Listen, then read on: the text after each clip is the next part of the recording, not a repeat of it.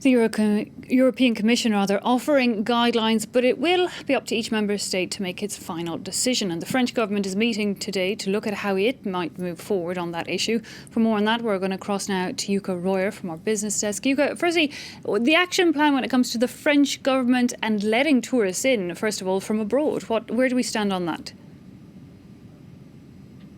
Well, the government is first and foremost it's financial. The government is earmarking almost €1.5 billion in further funding to revive the sector badly hit by the coronavirus pandemic. The Grand Marshall Plan that the government is calling it, it's set to be based on four main pillars, including beefed up public safety measures, hygiene measures, and aid to small businesses, as well as new investment.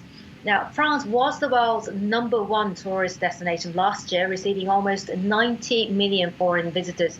It's a vital sector that accounts for 7.2% of GDP and 2 million jobs. But at the moment, there's a lot of uncertainty over how long the slowdown will continue. The International Air Transport Association, the IATA, says passenger demand may not resume before 2024. Here, restaurants and cafes have yet to be allowed to reopen. And in Paris, large department stores like Galeries Lafayette and Printemps, which rely on foreign tourists, are set to be shuttered at least until July the 10th. And meanwhile, given doubts about foreign holidaymakers, Yuka, economically is the focus then on the domestic tourists across France?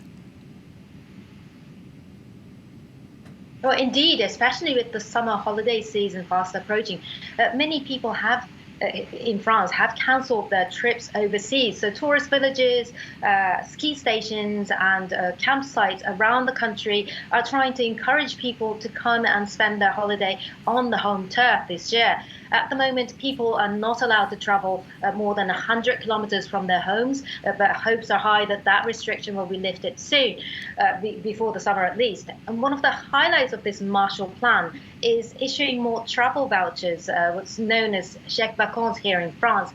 These can only be used at tourist sites, restaurants, hotels, so inside the country.